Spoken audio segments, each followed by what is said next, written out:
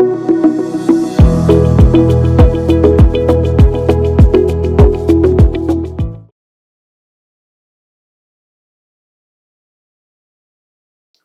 நேரம் யூடியூப் நேயர்கள் அனைவருக்கும் உங்களுடைய வெல்னஸ் குருஜியுடைய அன்பான வணக்கங்கள்.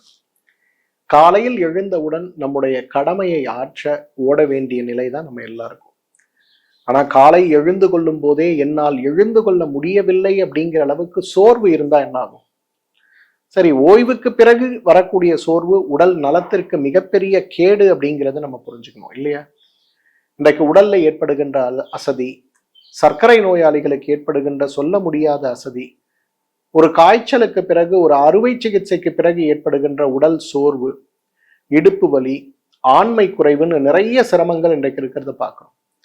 என்னதான் இறைவன் இன்றைக்கு பொருளாதார வசதியை நம் அனைவருக்கும் கொடுத்தாலும் கூட ஆரோக்கியம்ங்கிற செல்வத்தை நம்மிடமிருந்து எடுத்து விட்டாரோ அப்படின்னு தோணக்கூடிய அளவுக்கு தான் நம்மில் நிறைய பேருடைய வீடுகள்ல இன்றைக்கு இளைஞர்களோ இளம் பெண்களோ ஏன் மத்திய வயதுடைய 40-45 வயது இருக்கக்கூடிய பெண்களோ இருக்கிறத பார்க்க.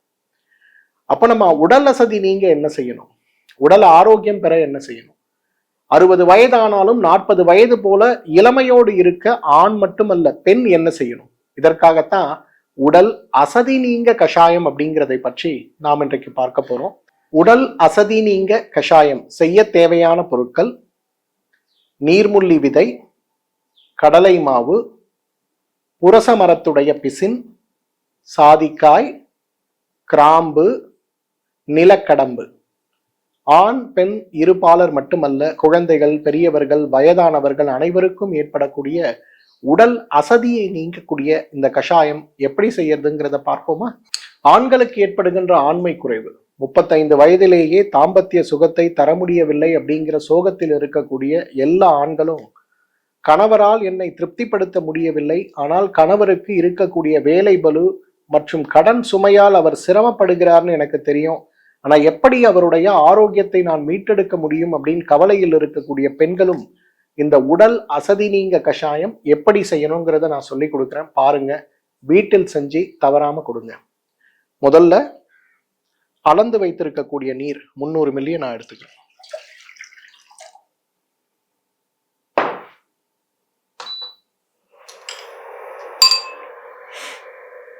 நீர்முள்ளியுடைய விதை 2 கிராம், கடலை மாவு 2 கிராம், புரச மரத்துடைய பிசின் 2 கிராம், ஜாதிக்காய் சூரணம் 2 கிராம், கிராம்பு 2 கிராம், நிலக்கடம்பு மரத்துடைய சூரணம் 2 கிராம். இது எல்லாமே நாட்டு மருந்து கடைகள்ல உங்களுக்கு கிடைக்கும். கடலை மாவு நம்ம வீட்டிலேயே உள்ளதுதான், ஜாதிக்காய் நம்ம வீட்டுல உள்ளது, கிராம்பு நம்ம வீட்டுல உள்ளது, மற்றதெல்லாம் நாட்டு மருந்து கடைகள்ல நீங்க வாங்கிக்கலாம். இன்னைக்கு நிறைய பெண்களும் ஆண்களும் நம்ம பார்க்கும்போது இன்னைக்கு 2 பேரும் வேலைக்கு போனாதான் குடும்பத்தை நடத்த முடியுங்கிற ஒரு நிலை இருக்கு. அதே போல இன்றைக்கு கடினமான உழைப்பு இருப்பவர்கள் மட்டுமல்ல, ஐடி துறையில் வேலை பார்க்கக்கூடிய பெண்கள் கூட நான் இன்னைக்கு பார்க்கிறேன், உடல் சோர்வினால் ரொம்ப கஷ்டப்படுறதை நம்ம பார்க்கிறோம்.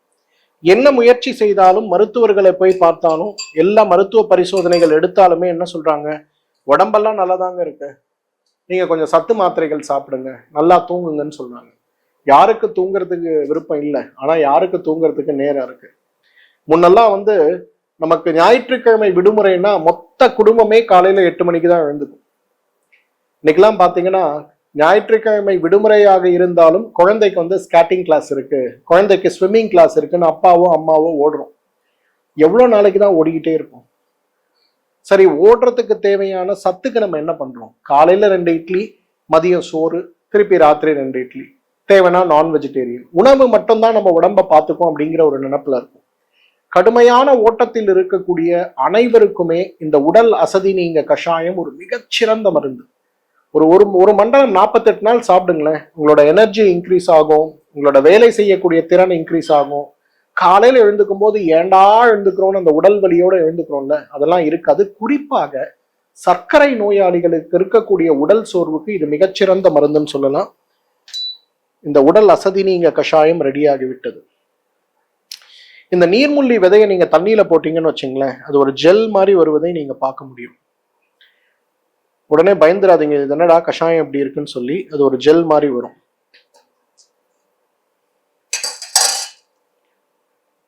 உடல் அசதி நீங்க கஷாயம் தயாராகிவிட்டது. இதோடைய மருத்துவ குணங்கள் என்னங்கிறத விவரமாக பார்ப்போம். அதாவது நம்ம எல்லாம் ஓய்வு எடுத்த பிறகு உடலுக்கு ஒரு ஃப்ரெஷ்னஸ் கிடைக்கும். ஆனா யோசிச்சு பாருங்க, ஓய்வு எடுக்கிறதே நம்மளால முடியாத அளவுக்கு உடல்ல சோர்வு இருக்குன்னா எப்படி இருக்கும்? காலையில நல்லா தூங்குறோம், எழுந்துக்கிறோம், வேலையே செய்ய முடியல, இன்னொரு 1/2 மணி நேரம் தூங்கலாம், இன்னொரு 1/2 மணி நேரம் தூங்கலாம், இன்னொரு 1 மணி நேரம் தூங்கலாம் அப்படிங்கிற அளவுக்கு உடல்ல கடுமையான சோர்வு இருக்கக்கூடிய ஒரு நிலை. சரி, எழுந்து குளிச்சு சாப்பிட்டோம், திரும்பவும் போய் படுக்கக்கூடிய ஒரு சோர்வு. மதிய உணவுக்கு பிறகு திரும்பவும் போய் படுக்கக்கூடிய ஒரு சோர்வு. இரவு உணவுக்கு பிறகு திரும்பவும் தூங்குறோம். நம்மளே யோசிப்போம், எப்படா ஒரு மனிதன் காலையில இருந்து ராத்திரி வரையிலும் தூங்கிட்டே இருக்க முடியுது, படுத்துக்கிட்டே இருக்கணும்னு தோணுது, ஏன் அப்படின்னு பார்ப்போம்.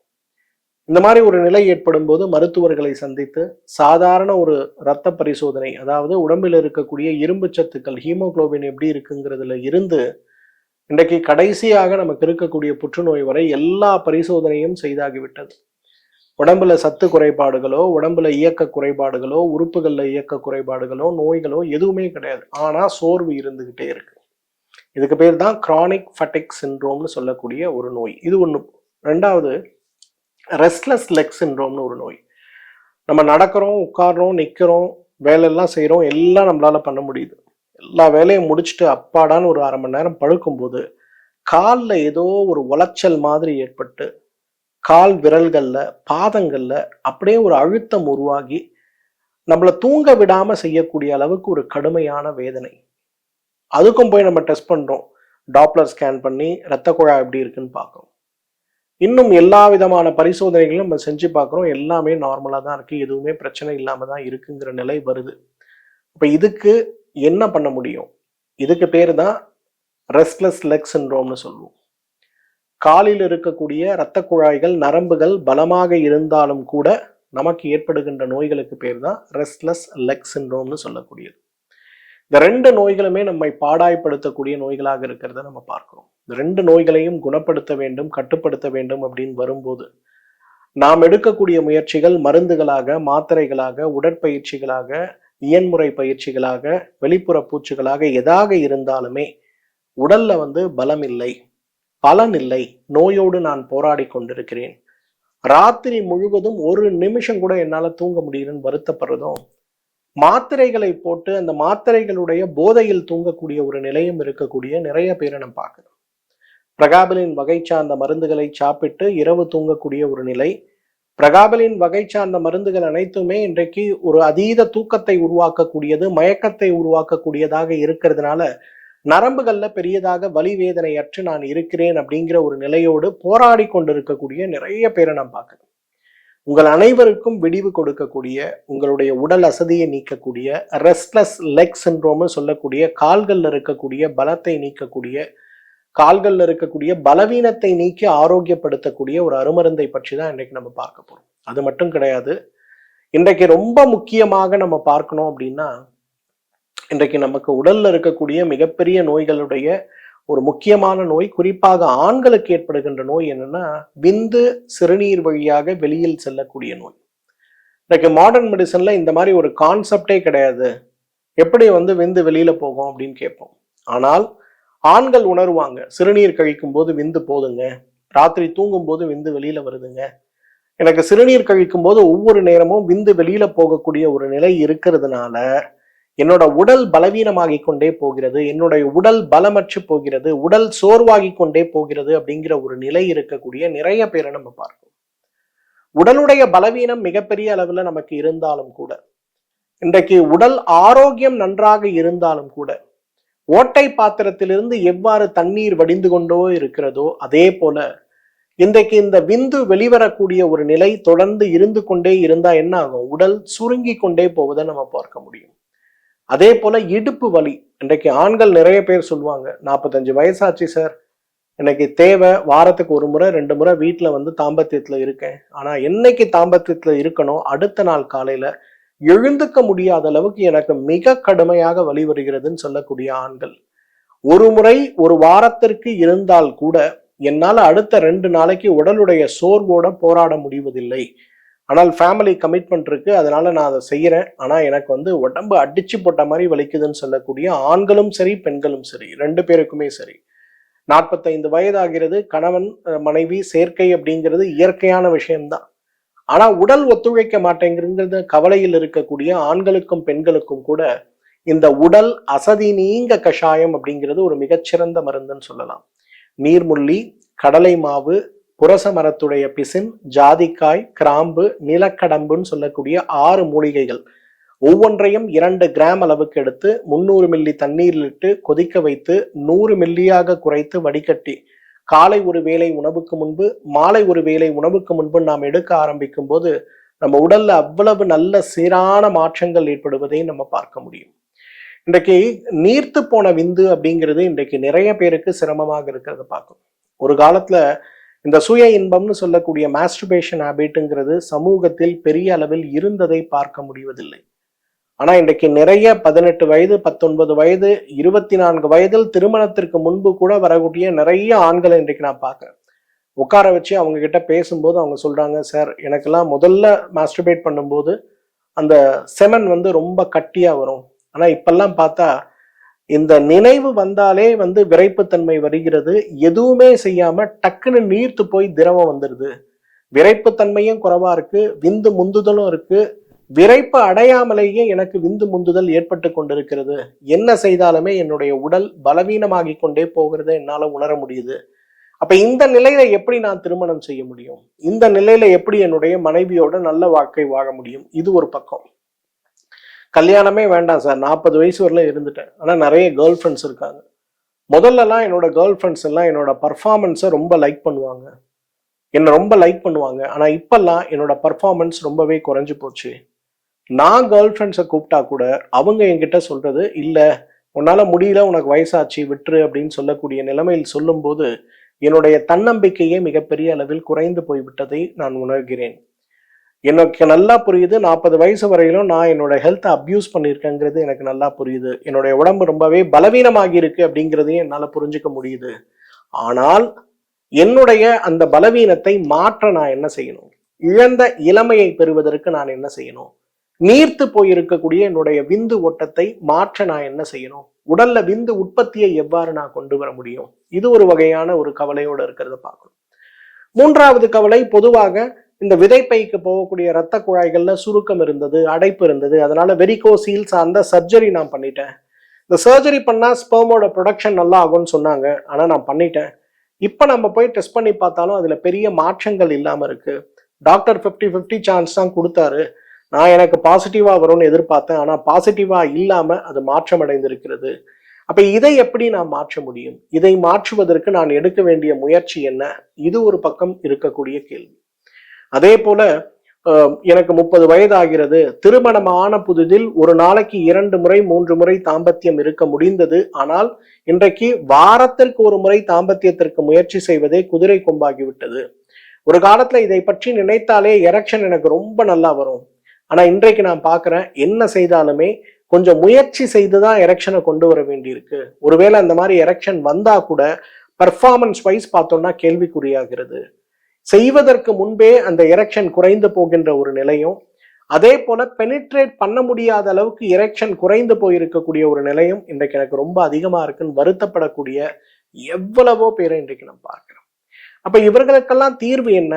பெரும்பாலும் இன்றைக்கு உடனடியாக பாலுணர்வை தூண்டி எரெக்ஷனை வரவழைக்கக்கூடிய சில மருந்துகள் எடுத்துக்கொண்டாலும் கூட அந்த மருந்துகள் கூட பலனளிக்க முடியாத ஒரு நிலையில் இருக்கிறத என்னால உணர முடியுது. இன்றைக்கு எனக்கு நல்ல விரைப்புத்தன்மை தேவை அப்படின்னு சொல்லக்கூடிய ஒரு பாலரை பார்க்கணும். இன்னொருத்தர் சொல்றாங்க, சார் எனக்கு முதல் மனைவி கோவிட்ல இறந்துட்டாங்க, வயசு 55 ஆச்சு. 2வது மனைவி இன்றைக்கு நான் கல்யாணம் பண்ணியிருக்கேன், அந்த பொண்ணுக்கு கொஞ்சம் வயசு குறைவு. அப்ப அவங்களுக்கு ஏற்ற ஈடுபாடு அல்லது அவர்களுக்கு தேவையான அளவுக்கு ஈடுபட முடியல, எனக்கு அது ஒரு பெரிய வருத்தமா இருக்கு.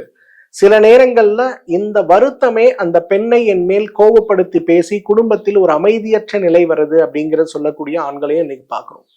இது எல்லாத்துக்கும் மேல எனக்கு இருக்கக்கூடிய உடல் நோயினால் அதிகமாக மனைவியோடு சேராமல் இருக்கக்கூடிய ஒரு நிலை ஏற்படும் போது மனைவி உனக்கு வேறு ஏதேனும் தொடர்பு இருக்கான்னு சொல்லி சந்தேகப்பட்டு என்கிட்ட சண்டை போடுறாங்க சார்ன்னு சொல்லக்கூடிய வகையில நம்ம பார்க்கிறோம்.